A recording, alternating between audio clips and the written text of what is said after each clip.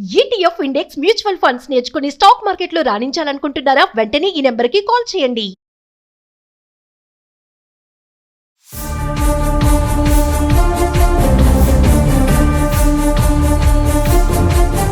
నమస్తే, welcome back to Suman TV. Present మనతో పాటు ఉన్నారు ఎనలిస్ట్ మందడి కృష్ణారెడ్డి గారు.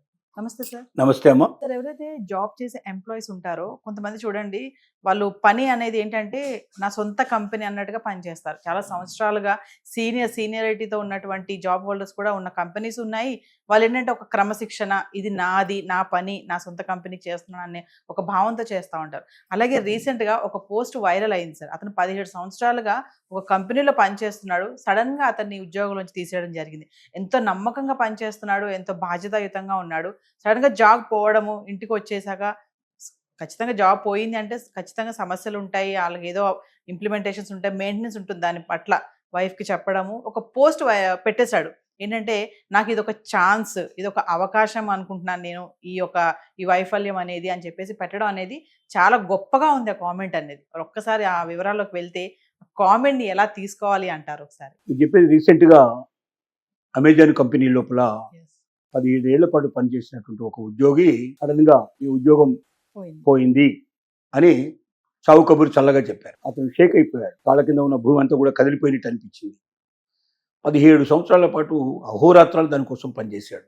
తన కుటుంబానికి కూడా సమయం ఇవ్వలేదు, తన పిల్లలకు కూడా సమయం ఇవ్వలేదు.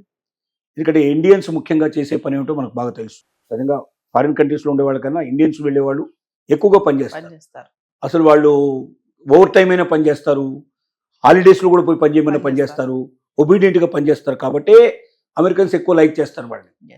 తను కూడా చాలా బాధపడ్డాడు. నా జీవితం అంతా నేను ఈ కంపెనీకి అంకితం చేశాను, 17 ఏళ్ల పాటు నేను ఏ జాబ్ వెతుక్కోలేదు, వేరే ఎక్స్ట్రా టైం కోసం నేను పనిచేయలేదు, నేను దీనికోసం అంకితమయ్యాను, నేను దీన్ని కుటుంబంగా భావించాను, ఇది నా జీవితంలో ఒక భాగం అయింది, నా శరీరంలో ఒక భాగం అయిపోయింది అని ఈ రకంగా వాపోతూ, బాధపడుతూ, భయపడుతూ, అసలు ఎలా ఎక్స్ప్రెస్ చేయాలో తెలియక, దీన్ని ఎవరు చెప్పుకోవాలో తెలియని పరిస్థితి ఏర్పడి, కుటుంబం సభ్యులకు కూడా చెప్పాలంటే కూడా భయపడే పరిస్థితులు ఏర్పడ్డాయి. ఆలోచించి మెల్లగా భార్యను ఒంటరిగా పిలిచి తనకు ఎక్స్ప్లెయిన్ చేశాడు.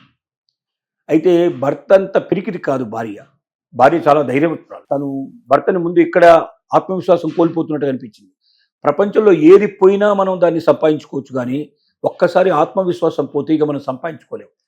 అంటే కోట్లు పోయినా సరే జీవితంలో కోట్లు డబ్బులు మనం పోగొట్టుకున్నా, ఆస్తులు పోగొట్టుకున్నా, ఉద్యోగాలు పోగొట్టుకున్నా సంపాదించుకునే అవకాశం ఉంది తప్ప, నీలో ఒకవేళ ఆత్మవిశ్వాసం పోయింది, నేనేందుకు పనికిరాను, నేను ఏమీ చేయలేను, నా జీవితం అయిపోయింది, ఇదే ఆఖరి రోజు అన్నట్టుగా ఎవరైతే బాధపడతారో వాడు ఇంకా ఏమి ఇచ్చినా వాడు చేయలేడు. తర్వాత వాడి కోట్ల రూపాయలు వాడు దొరికినా వాడు ఇంకేం చేయలేడు. ఇక్కడ అంత అసమర్థత మనలో ఉండకూడదు, అలాంటి స్థితికి మనం రాకూడదు. అందుకే భార్య ఏమంటుందంటే వెంటనే ఆలోచించి తెలివిగా, అసలు మీరు భయపడాల్సిన అవసరం లేదండి, మనకు అవకాశాలు ఉన్నాయి, ఏదో ఒక అవకాశంలో మనం వెళ్దాం, ఎంత చిన్న ఉద్యోగం దొరికినా పర్లేదు, మనం చేసుకుంటూ మళ్ళీ మన కుటుంబాన్ని పోషించుకుందాం, మనం తర్వాత పైకి వద్దాం, ముందు ఇది లేనప్పుడు కూడా మనం బతికాం కదా, ఇది వచ్చిన తర్వాతనే కాదు కదా జీవితం, దీని తర్వాత కూడా జీవితం ఉంది కదా, కాబట్టి ధైర్యం చెప్పి మనం ఇంకేదైనా చేసుకుని బతకొచ్చు, మరో దానికోసం మనం ప్రయత్నం చేద్దాం, ఇది పోయిందని మీరు బాధపడొద్దు, వెదపడొద్దు, మీరు కృంగిపోవద్దు, మీరు ధైర్యంగా నిలబడండి, ఆత్మవిశ్వాసంతో ఉండండి అని వెన్నుదట్టి ప్రోత్సహించింది. ప్రతి భార్య తెలుసుకోవాల్సిన విషయం ఇది, ప్రతి భర్త తెలుసుకోవాల్సిన విషయం ఇది. తన కుటుంబ సభ్యుల్లో ఎవరైనా పరీక్ష పోగొట్టుకుంటేనో, డబ్బు పోగొట్టుకుంటేనో, ఉద్యోగం పోగొట్టుకుంటేనో, ఆస్తి పోగొట్టుకుంటేనో, లేదా ఒక గేమ్లో ఓడిపోతేనో అవతల వాళ్ళని మనం కుంగదీయొద్దు, ఇంకా బాధ పెట్టే ప్రయత్నం చేయకూడదు, ప్రోత్సహించాలి. దీని తర్వాత నెక్స్ట్ కాకపోతే నెక్స్ట్ ఇంకా అవకాశం ఉందని చెప్పాలి. తల్లిదండ్రులకు ఉన్న పెద్ద ఏంటంటే, పిల్లలు ఎవరైనా పరీక్షల్లో ఫెయిల్ అయిపోతే వాడిని నానా తిట్లు తిట్టి, బూతులన్నీ తిట్టి, కొట్టి, రకరకాల అవమానపరిచి, ఇంటికి వచ్చిన వాడికల్లా, కనపడ్డ వాడికల్లా మా వాడు వెదవండి, వాడికి ఎంత కష్టపడ్డానండి, వాడి కోసం ఇచ్చేసానండి, అచ్చేసానండి, చివరికి వాడు ఈ ఎగ్జామ్ పాస్ కాలేకపోయినాడండి, ఈ ఉద్యోగం సంపాదించుకోలేకపోయినాడండి, ఇలాంటి వెధవ ఎలా బతుకుతాడో, వీడు నా కొడుకై పుట్టినందుకు లేదా నా కూతురై పుట్టినందుకు నేను చాలా బాధపడుతున్నాను, అసహించుకుంటాను, ఇట్లా మాట్లాడుతూ ఉంటాను. దీన్ని చాలా గొప్పగా భావిస్తారు వాళ్ళు. కరెక్ట్ కాదది. నువ్వు ఏ ఒక్కడు ప్రపంచంలో అన్ని విజయాలు ఎవడు సాధించలేడు. అపజయాలనేవి జీవితంలో ఒక భాగం. ఎన్ని అపజయాలు మనిషి ఎదుర్కొంటే అన్ని విజయాలకు అది సోపానపటం, ఒక రకంగా మెట్ల లాంటివి అవి. నువ్వు ఎక్కిపోవడానికి మెట్లు. రేపు పొద్దున ఈ అనుభవంతో నువ్వు ఇంకెంతైనా సరే ముందుకెళ్ళడానికి నీకు అవకాశం ఏర్పడుతుంది.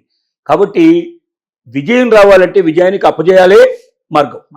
కాబట్టి అపజయాలను ఎప్పుడు కూడా మనం స్పోర్టివ్గా తీసుకోవడం నేర్చుకోవాలి. అలా స్పోర్టివ్గా తీసుకునేటువంటి విధానాన్నే మనకి ఇవాళ అమెజాన్లో ఎవరైతే ఎంప్లాయీ తీసేయబడ్డాడో ఆ ఎంప్లాయీ భార్య అతనికి ఇచ్చిన ధైర్యంతో అతను నిలబడ్డాడు, చాలా ధైర్యంగా నిలబడ్డాడు. భవిష్యత్తులో ముందుకెళ్ళడానికి అవకాశాలు ఏమో చూశాడు. ఫ్రెండ్స్ అందరూ కూడా అతనికి సహకరించేందుకు సిద్ధపడ్డారు. ఒకసారి నువ్వు నిలబడితే మిగతా వాళ్ళు నీతో పాటు నిలబడతారు. నువ్వు ఎప్పుడైతే పారిపోతావో ఇంకెవరు కూడా వాడే పోతున్నప్పుడు మనం ఎందుకు చేస్తానులే అని చెప్పి వాడు తప్పుడు కూడుకుంటాడు. కాబట్టి మనలో ఉండే ధైర్యమే మనం నిలబెడుతుంది అనే భావనకి ఇది ఒక మంచి ఉదాహరణ. అతను పెట్టిన పోస్టు చాలా మందిలో ఆలోచన, ముఖ్యంగా ఈ సమయంలో అతని పోస్ట్ పెట్టడం వల్ల ఉద్యోగాలు క్రమక్రమంగా రోజులు తగ్గిపోతా ఉన్నాయి. లే ఆఫ్లు ప్రకటిస్తున్నటువంటి కంపెనీలు, ఎవరి ఉద్యోగం ఎప్పుడు పుడుతుందో తెలియని పరిస్థితి, చాలా మంది అధైర్యపడుతున్నారు, భయపడుతున్నారు. ఏం జరగబోతుంది, ఈఎంఐ కట్టాలి, అదెట్ట కట్టాలి, ఇదెట్ట కట్టాలి అనుకుంటున్నారు. ఏముంది, ఈఎంఐ కట్టలేకపోతే దాన్ని అమ్మేస్తావు, ఎంత కొంత తమ్మేస్తావు, అమ్మేసి దాన్ని కట్టాల్సింది మొత్తం డబ్బు కట్టేసి మిగతాది ఎంత మిగిలిందో ఆ మిగిలిన దాంతో నువ్వు ఏదైనా చిన్న స్టార్ట్అప్ కంపెనీ పెట్టుకుంటావు, ఏదైనా తయారు చేసుకుంటావు. అదే జీవితం కాదు కదా, అది లేనప్పుడు కూడా నువ్వు బతికావు కదా. కాబట్టి ధైర్యం చాలా అవసరం. ఆ ధైర్యం ఇవ్వడానికి పనిచేస్తుంది. రెండోది ఏంటంటే, మనకు ఏదైనా ఒక ప్రైవేట్ కంపెనీలో పనిచేసినప్పుడు ప్రతి ఒక్కరు జ్ఞాపకం పెట్టుకోవాల్సింది, ఆ ప్రైవేట్ కంపెనీలో నువ్వు ఎన్నేళ్లు పనిచేసినా, నువ్వు ఎంత గొప్ప స్థాయికి చేరుకున్నా, CEO లెవెల్ అంటే ఇట్స్ టాపెస్ట్ పొజిషన్ కదా, CEO లెవెల్కు నువ్వు చేరుకున్నా కూడా నువ్వు ఎంప్లాయీవే అయితే మాత్రం ఏ నిమిషంలో అయినా నీ జాబ్ తొలగించబడుతుంది అన్న నిర్ణయానికి నువ్వు రావాల్సిందే. కారణం ఏంటంటే, యాజమాన్యంతో నీకు ఎప్పుడైతే డిఫరెన్స్ వస్తుందో యాజమాన్యాలు నిష్కర్షగా చెప్పేస్తాయి, మా విధానం ఇది, నీ ఇష్టమైతే పనిచేయి, లేకపోతే వెళ్ళిపోమని చెప్తాయి. నువ్వు అలా కాదు, నేను కంపెనీ మేలు కోసమే చెప్తున్నాను కదా, ఇలా వెళ్తే కంపెనీ నష్టపోతుంది అని నువ్వు చెప్పినా కూడా వాడు వినప్పుడు నువ్వేం చేయగలుగుతావు? ఎట్టి పరిస్థితుల్లో నువ్వు దాని వ్యతిరేకం పోదు. బాస్ ఈజ్ ఆల్వేస్ రైట్, అంతే. వాడు చెడ్డ మార్గంలో పోతే పోనీ మనం ఏం చేస్తాం దానికి? ఇప్పుడు నువ్వు నీ అస్తిత్వానికి ప్రమాదం పడే అవకాశం ఉంటుంది. పోనీ ఇంత చెప్పావు, నిన్ను తీసేశారు, వాడు మార్చుకుంటాడా? వాడి పద్ధతి ప్రకారం వాడు కంపెనీ నడుపుతాడు కదా. నువ్వు అదే కంపెనీలో ఉంటే ఇవాళ కాకపోతే రేపైనా వాడు మనసు మార్చే అవకాశం నీకు ఉంటుంది. అంతేగా నువ్వు కంపెనీలో తీసేయబడిన తర్వాత నీకు అవకాశం కూడా లేదు కదా, నీతో పాటు మిగతా వాళ్ళని కూడా నువ్వు ప్రమాదంలో నెట్టినట్టే అవుతుంది కదా. కాబట్టి ప్రైవేటు కంపెనీలో పనిచేసే ఏ వ్యక్తి అయినా సరే మీరు ఖచ్చితంగా నిర్ణయించుకోవాల్సింది, నేను ఇలా ఉన్నాను, ఈ కంపెనీ నాకు చివరిదాకా ఉంటుంది సపోర్టు, నేను జీవితం అంతా ఇక్కడే రిటైర్ అయిపోతానని మాత్రం భావించవద్దు. 20 ఏళ్ళు చేసినా 30 ఏళ్ళు చేసినా రిటైర్మెంట్కు 3 వారం రోజుల ముందు కూడా నేను తీసేసినా ఆశ్చర్యపడాల్సిన అవసరం. ఎందుకంటే ఎప్పుడైనా కాన్ఫ్లిక్ట్ వచ్చే అవకాశం ఉంది. ఇవాళ ఏ ఒక్క వ్యక్తి ఇంకొక వ్యక్తి అభిప్రాయాలు సరిగ్గా కలవు, 100% కలవు. నువ్వు వాళ్ళ మంచి కోసం చెప్తున్నా కూడా వాడు వినప్పుడు మనం ఏం చేస్తాం? వాడికే వదిలే. బాస్ ఈజ్ ఆల్వేస్ రైట్ అనే పద్ధతిలో వెళితేనేమో నీ జీవితం చివరి దాకా సాఫీగా ఉంటుంది. లేకపోతే మాత్రం నువ్వు ఏ క్షణంలో అయినా నీ ఉద్యోగం పోతుందానికి సిద్ధపడాలి. దానికి సిద్ధపడి నువ్వు పనిచేయాలి. ఈ ఉద్యోగం నాకు శాశ్వతం, అంతే, ఇంత స్థాయిలో ఉన్నాను కదా, మేనేజ్మెంట్ అయినా కూడా ఎదిరించి మాట్లాడతాను అని నువ్వు ఎప్పుడు అనుకుంటావో అప్పుడు నీ ఉద్యోగానికి నువ్వే ఎసరు తెచ్చుకున్నట్టు అవుతుంది. కాబట్టి ఆ పని చేయకండి. మీరు ఇంకోటి, ఒకవేళ ఏదైనా పరిస్థితిలో ఉద్యోగం పోయినా మీరు దేనికి సిద్ధపడాలంటే, ఉద్యోగం పోయినా నేను ధైర్యంగా నిలబడతాను, మళ్ళీ జీవితంలో నేను నిలబెట్టుకొని మళ్ళీ ఒక స్థాయికి వచ్చే ప్రయత్నం నేను చేస్తాను, లేదా ఉన్న స్థాయిలో నేను బతుకుతాను, నాకు ఉన్నది ఉన్నంతలోనే నేను ముడుచుకొని పడుకుంటాను పద్ధతిలో ఉన్న వాళ్ళైనా ఈ పని చేయాలి తప్ప ఎట్టి పరిస్థితుల లోపల ప్రైవేటు ఉద్యోగాల లోపల యాజమాన్యానికి ఎదురుగా వెళ్ళి కాన్ఫ్లిక్ట్ తెచ్చుకునే పద్ధతి కానీ యాజమాన్యాన్ని ఎదిరించేటువంటి ప్రయత్నం మాత్రం ఎప్పుడు చేయకూడదు అనేది మనకు అనిపిస్తున్నది కదా. ఏదేమైనా సరే ఈ టైంలో అతను పెట్టినటువంటి పోస్ట్ మంచి బూస్టప్ అనుకోవాలి. లక్షల మందికి తర్వాత కుటుంబాలకి ముఖ్యంగా. ఇప్పుడు వాళ్ళని నమ్ముకుని ఎన్నో కుటుంబాలు ఉన్నాయి కదా, ఉద్యోగస్తులు లక్షల్లో ఉన్నారు, వాళ్ళని నమ్ముకున్న వాళ్ళు ఇక కోర్టుకు వెళ్ళిపోతారు. వాళ్ళందరికీ ఇప్పుడు ఇది ఒక రకమైనటువంటి బూస్టప్ లాంటిదే. ప్రతి ఒక్కరు కూడా ధైర్యంగా ఉండడానికి, భవిష్యత్తు ఏమవుతుందని చెప్పి భయపడాల్సిన అవసరం లేదు. ఖచ్చితంగా మనిషి తలుచుకుంటే ఎంత చిన్న పని అయినా దొరుకుతుంది. పని ఇవాళ రేపు ఎవడన్నా నాకు పని దొరకట్లేదు, నాకు ఎంప్లాయ్మెంట్ దొరకట్లేదు అంటే అర్థం ఏంటంటే సోమరిపోతులకే దొరకదు. అంటే ఏంటి, నేను వైట్ కాలర్ జాబ్ కావాలి, నేను ఏసీలో పనిచేయాలి, నేను కార్లలో తిరగాలి, ఎట్లాంటివి దొరకపోవచ్చు. ముందు ఏదో ఒకటి దొరుకుతుంది, ఏ దొరికితే దాంట్లో వెళ్ళిపో. ఇవాళ ఒక లేబర్ ఒక రోజు మొత్తం పనిచేస్తే, పొద్దున్న 8 గంటలు పనిచేస్తే 1000 రూపాయలు తక్కువ కాకుండా సంపాదిస్తున్నాడు. మినిమం 1000 రూపీస్ వస్తుంది. 4 ఇళ్లలో పనిచేసుకునే పని మనిషికి సుమారుగా, వంట మనిషికి అయితే 20-30,000, 40,000 రూపాయలు, 50,000 కూడా సంపాదిస్తున్న వాళ్ళు ఉన్నారు. అంటే అంత చిన్న చదువు సంధ్యలు లేనటువంటి వాళ్ళు కూడా చాలా గొప్పగా జీవించగలుగుతున్నారు. మరి నువ్వెందుకు జీవించలేవు?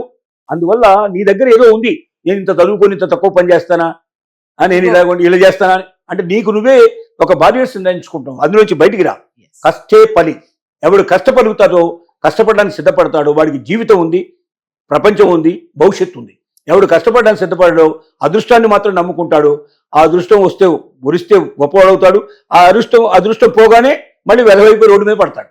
కాబట్టి అలాంటి జీవితం కావాలా, ఎప్పటికీ ఒక నిర్మలంగా ఎప్పుడు ఒక స్థిరంగా బతికేటువంటి బతుకు కావాలా, ప్రతి ఒక్క వ్యక్తి నిర్ణయించుకోవాల్సిన అవసరం ఉంది.